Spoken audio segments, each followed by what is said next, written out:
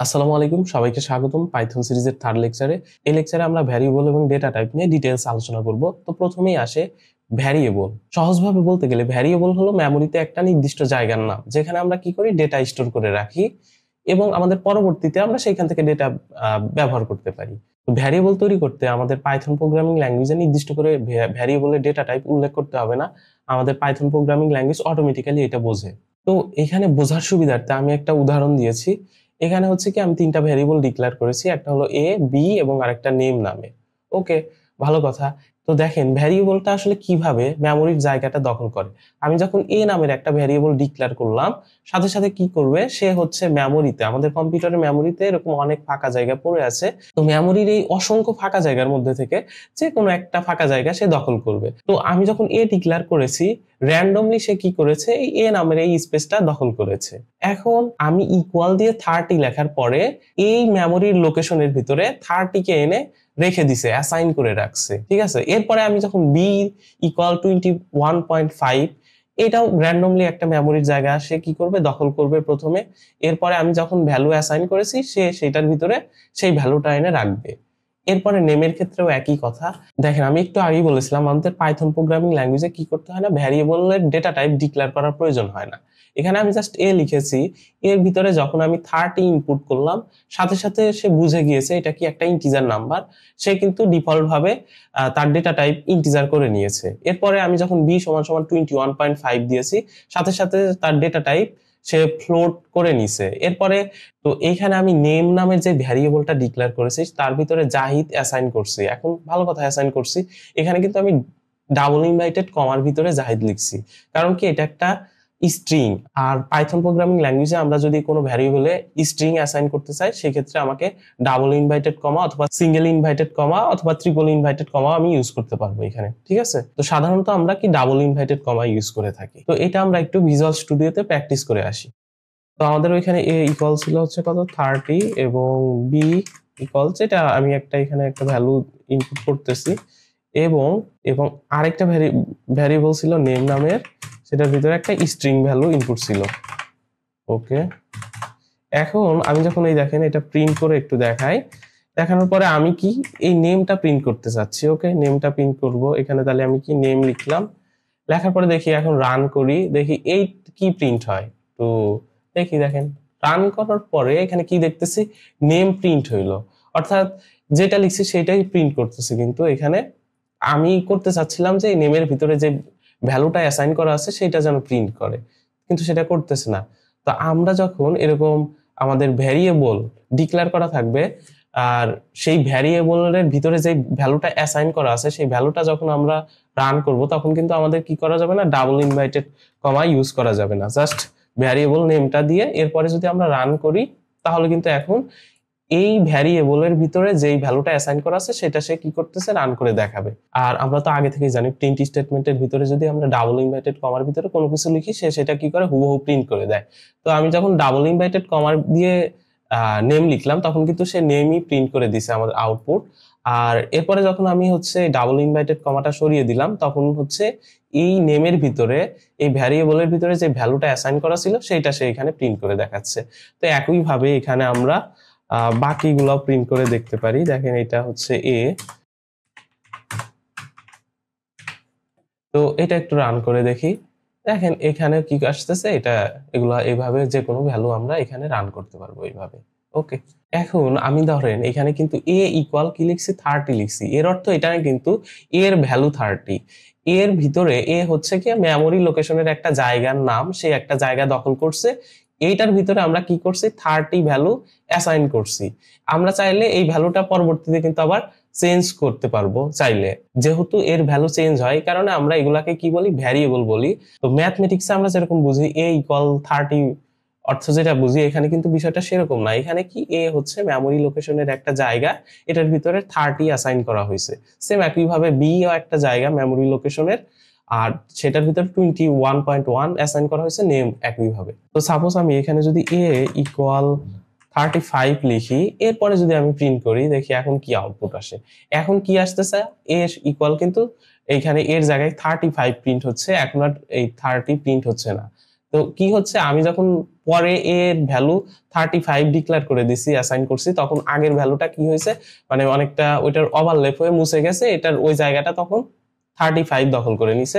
এখানে আমি বলতেছি প্রিন্ট এ, এ অর্থ হচ্ছে মেমোরি লোকেশনের এ নামের যেই লোকেশনটা আছে সেইখানে কোন ভ্যালুটা আছে সেটা সে প্রিন্ট করে দেখাবে। তো সেইখানে কিন্তু আপডেট হয়ে 35 হয়ে গেছে, যার কারণে আমাকে 35 দেখাচ্ছে। ঠিক আছে, তো একইভাবে এখানে আমি আরেকটা ভ্যারিয়েবল সি নিলাম, সি ইকুয়াল এ লিখি, এরপরে আমি যদি আবার সিটা প্রিন্ট করি তখন কি হয় একটু দেখি, প্রিন্ট সি, ওকে রান করলাম। এখন কিন্তু কি ওই এখানে দেখেন কি হয়েছে, ওই এ এর ভ্যালু 35 ছিল, সেটা আবার সি ইকুয়াল যখন এ লিখলাম, সে কি দেখলো যে এ এখানে কি আছে, এর ভিতরে কি আছে, সে খুঁজে দেখলো যে এ ভ্যারিয়েবলের ভিতর 35 আছে। ওকে ভালো, এরপরে তাহলে সির ভিতরেও কিন্তু তখন 35 ওই ভ্যালুটাই অ্যাসাইন হয়ে গেল, এই কারণে আমাদের আউটপুটটা এখানে এরকম আসলো। এখানে আমি যেটা বোঝানোর জন্য এই কাজটা করে দেখালাম সেটা হচ্ছে, আমরা ম্যাথমেটিকে যেরকম বুঝি এ ইকুয়াল 20 মানে যেরকম, 30 মানে যেরকম, আমাদের প্রোগ্রামিং এ কিন্তু সেটা না। প্রোগ্রামিং কি, এর ভিতরে ভ্যালু অ্যাসাইন করা। ওকে, আমাকে একটা নির্দিষ্ট নিয়ম মেনে এই ভ্যারিয়েবল নেমগুলো লিখতে হয়। তো আমরা সেই ভ্যারিয়েবল নেম লেখার রুলসটা একটু এখন দেখে আসব। তো এইখানে দেখেন আমাদের যে ফার্স্ট রুলসটা আছে সেটা কি, first character is alphabet or an underscore, মানে আমাদের যে ভ্যারিয়েবল নেমটা হবে সেই নেমটার আমরা কি সিঙ্গেল ক্যারেক্টার তো ইউজ করতে পারবো, কোনো সমস্যা নাই, কিন্তু সাধারণত আমরা মিনিংফুল নেম ইউজ করি। তো আমরা এখানে যে ভ্যারিয়েবল নামটা ইউজ করব সেটার ফার্স্ট ক্যারেক্টার কি হইতে হবে, অবশ্যই অ্যালফাবেট হইতে হবে, সেটা ক্যাপিটাল হোক স্মল হোক কোনো সমস্যা নাই, অবশ্যই অ্যালফাবেট দিয়ে শুরু করতে হবে, অথবা আন্ডারস্কোর দিয়েও আমরা চাইলে শুরু করতে পারবো। ঠিক আছে, এই যে এখানে আন্ডারস্কোর দিয়ে শুরু করছি, আন্ডারস্কোর টোটাল এরকম এই টাইপের একটা যদি আমরা ভ্যারিয়েবল নেম ডিক্লেয়ার করি কোনো সমস্যা নেই, সেটা ভ্যালিড। এরপরে দেখেন আরেকটা ভ্যারিয়েবল নেম এখানে কাউন্ট 1 দেওয়া হয়েছে, এইটাও ভ্যালিড। আমি যদি 1 কাউন্ট দিতাম, এই যে এটা কিন্তু ইনভ্যালিড। কেন ইনভ্যালিড, কারণ আমাদের ভ্যারিয়েবল নেম কি দিয়ে শুরু করতে হবে, অবশ্যই অ্যালফাবেট অথবা আন্ডারস্কোর দিয়ে শুরু করতে হবে, এর বাইরে আমরা অন্য কোনো স্পেশাল ক্যারেক্টার বা কোনো নাম্বার কোনো কিছু ইউজ করতে পারবো না। এরপরে আমাদের যে সেকেন্ড রুলসটা আছে সেটা কি, ক্যান নট ইউজ। তো এখানে দেখেন স্টুডেন্ট নেম এরকম টাইপের আমরা একটা ভ্যারিয়েবল নেম দিতে চাচ্ছি, তো আমি স্টুডেন্ট দেওয়ার পরে আমি যদি একটা স্পেস দিই, এখানে যেরকম দেওয়া হয়েছে স্পেস দিয়ে নেম দিলাম, এইভাবে কিন্তু আমরা যদি ভ্যারিয়েবল ডিক্লেয়ার করি সেটাও কি হবে, ইনভ্যালিড হবে, সেটা ভ্যালিড হবে না, আর অন্য কোনো স্পেশাল ক্যারেক্টার তো এখানে ইউজ করাই যাবে না। তো এই যে এটা স্টুডেন্ট আন্ডারস্কোর নেম এইভাবে আমরা দিতে পারবো, এটা valid. Small letter capital letter mix করে লিখতে পারবো, সেটাতেও কোনো সমস্যা নাই।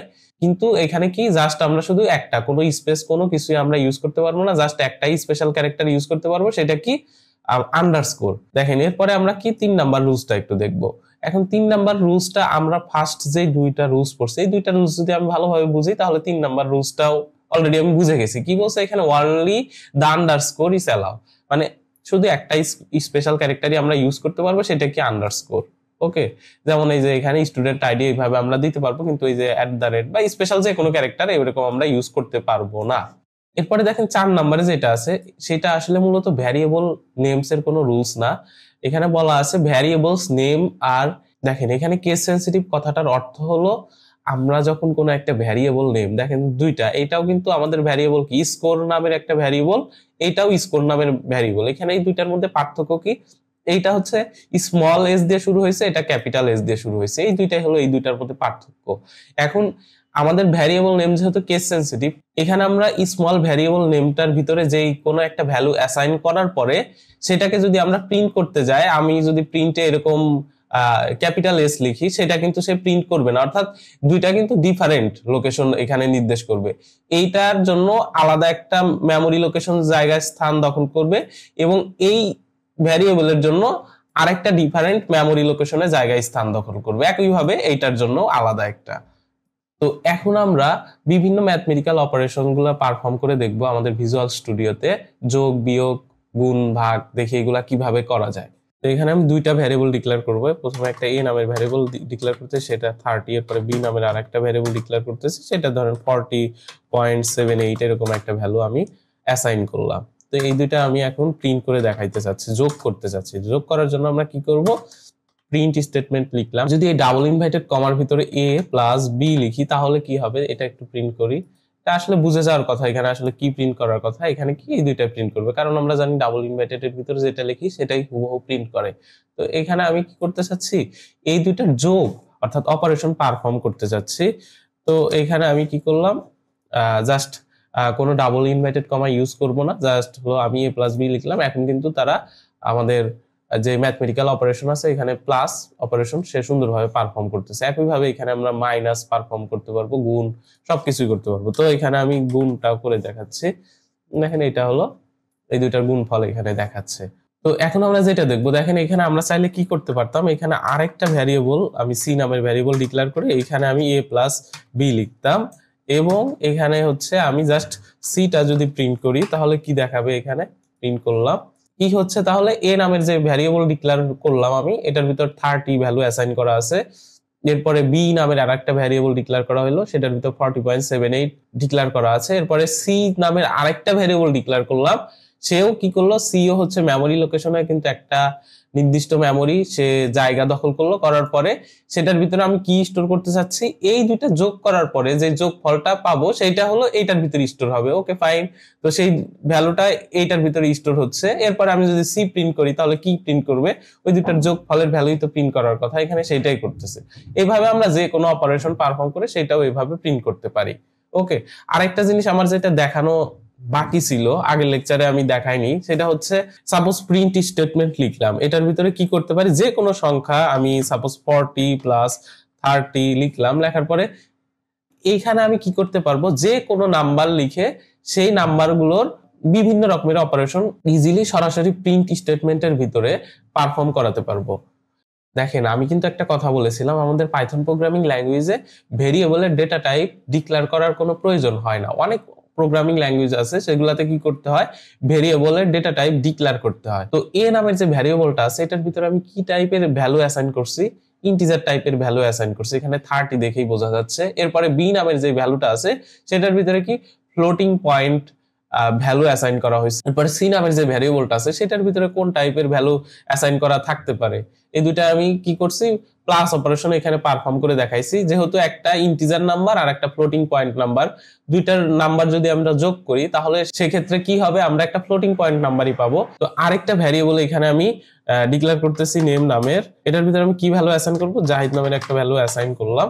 এখন এইগুলার আমি দেখবো ডেটা টাইপ আসলে ঠিকঠাক আছে কিনা সেটা একটু প্রিন্ট করে দেখবো। দেখেন সেটা প্রিন্ট করার জন্য আমরা কিভাবে দেখতে পারি, আমরা প্রিন্ট ফাংশন লিখবো, লেখার পরে টাইপ লিখতে হবে, এরপরে হচ্ছে কোনটার আমি ডেটা টাইপ দেখতে চাচ্ছি, ফার্স্টে আমি এরটা দেখতে চাচ্ছি। ওকে, এরটা দেখতে চাচ্ছি, এটা আমি একটু রিমুভ করে দিই। এখন আমি রান করলাম, দেখেন কি বলতেছে, এর ডেটা টাইপ কি ইন্টিজার। একইভাবে আমরা চাইলে সবগুলোরও একসাথে দেখতে পারবো। এখানে আমি এরপরে হচ্ছে বিটটা দেখতে চাচ্ছি, এরপরে হচ্ছে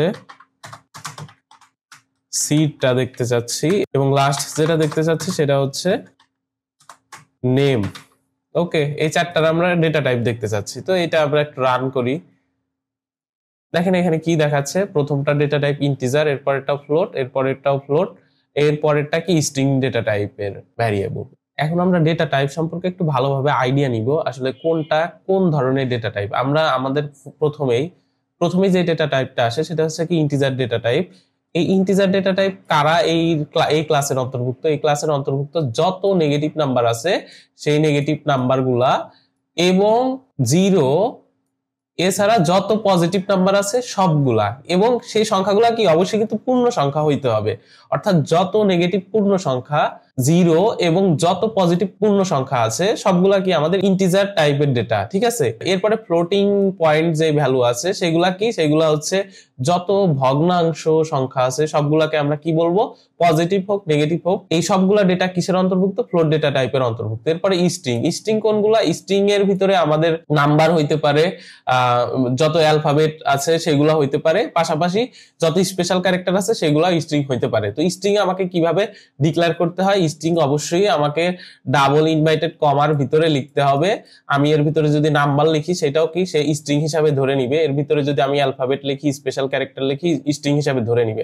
অথবা আমরা কি করব, ট্রিপল ইনভাইটেড কমা লিখবো, এর ভিতরে কি করব, এর ভিতরে যেটা লিখবো সেটাও স্ট্রিং ডেটা টাইপের ভ্যালু হিসাবেই ধরে নিবে। এছাড়া সিঙ্গেল ইনভাইটেড কমার ভিতরে লিখলে সেটা কি করবে, স্ট্রিং ডেটা টাইপ হিসাবেই ধরে নিবে। এরপরে আসে বুলিয়ান। তো বুলিয়ানে কি আছে, বুলিয়ানে আছে হলো দুইটা, একটা হলো ট্রু, একটা ফলস। এবং এখানে যে ট্রুটা হবে সেটা কি, টিটা অবশ্যই ক্যাপিটালের হবে এবং বাকিগুলা হলো স্মল লেটারের হবে ট্রু লিখতে। ফলস এর ক্ষেত্রে এফটা ক্যাপিটাল হবে, বাকিগুলা স্মল লেটারের হবে। আর নানটার এন হবে কি, ক্যাপিটাল লেটারের।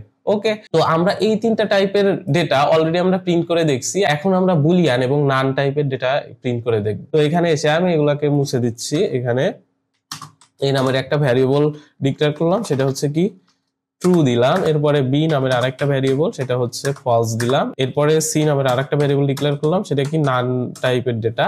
ওকে, আমরা হচ্ছে এবিসি এই তিনটা প্রিন্ট করব। তাহলে এটা কেটে দিচ্ছি, এটা একটু আমরা প্রিন্ট করে দেখি কি আসে।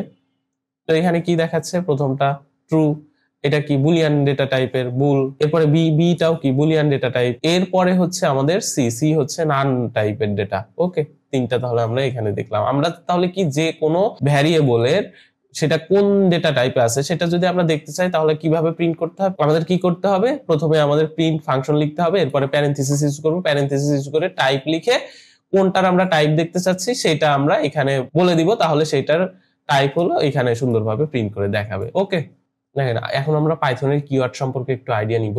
একটু আগে আমরা যে ভ্যারিয়েবল নেমের একটা রুলস দেখলাম, ওইখানে কি বলা হয়েছিল, প্রথম রুলসে ছিল হচ্ছে আমাদের ভ্যারিয়েবল নেমটা অবশ্যই কি দিয়ে শুরু হইতে হবে, আন্ডারস্কোর অথবা অ্যালফাবেট দিয়ে শুরু হইতে হবে। এরপরে সেকেন্ড যে রুলসটা ছিল সেটাতে আমাদের কি ছিল, সেকেন্ড রুলসে ছিল হচ্ছে ভ্যারিয়েবল নেমে আমরা কোনো ধরনের ব্ল্যাঙ্ক স্পেস ইউজ করতে পারবো না, স্পেশাল কোনো ক্যারেক্টার ইউজ করতে পারবো না, জাস্ট আন্ডারস্কোরটা ইউজ করতে পারবো, এছাড়া আর কোনো কিছু ইউজ করতে পারবো না। তো এই দুইটা জানলে আমাদের মূলত ভ্যারিয়েবল লিখতে আর কোনো সমস্যা হবে না। এখন যেটা জানতে হবে সেটা হচ্ছে, দেখেন আমাদের যে ভ্যারিয়েবল নেম, এখানে যে আমাদের পাইথনের রিজার্ভ কিওয়ার্ড গুলো আছে সেই কিওয়ার্ড গুলো আমরা ভ্যারিয়েবল নেম হিসাবে ইউজ করতে পারবো না। তাহলে কি এন্ড, এস, এগুলা কি, এগুলা হচ্ছে এই এখানে সবগুলাই হচ্ছে আমাদের কি এক একটা পাইথনের রিজার্ভ কিওয়ার্ডস, এগুলা আমরা কিন্তু ভ্যারিয়েবল নেম হিসাবে ইউজ করতে পারবো না। এখন এই রিজার্ভ কিওয়ার্ড গুলো নিয়ে আমাদের মাথায় কোনো এক্সট্রা প্রেশার নেওয়ার কোনো প্রয়োজন নাই, আমরা অটোমেটিক এগুলোর সাথে আস্তে আস্তে পরিচিত হয়ে যাব। আর দুই একটার সাথে অপরিচিত থাকলেও কোনো সমস্যা নাই, আমাদের ভ্যারিয়েবল নেম ডিক্লেয়ার করতে এগুলো আসলে খুব একটা সমস্যা হবে না। ঠিক আছে, এটা আপনার অটোমেটিক আয়ত্তে এসে যাবে, এগুলা মুখস্থও করতে হবে না, কোনো কিছুই করতে হবে না, এটা নিয়ে এক্সট্রা কোনো চিন্তা নেওয়ারও কোনো প্রয়োজন নেই। তো আজকের লেকচারটা আমি এখানেই শেষ করতে যাচ্ছি। দেখা হবে খুব শীঘ্রই পরবর্তী লেকচারে। সেই পর্যন্ত ভালো থাকবেন, সুস্থ থাকবেন। আসসালামু আলাইকুম।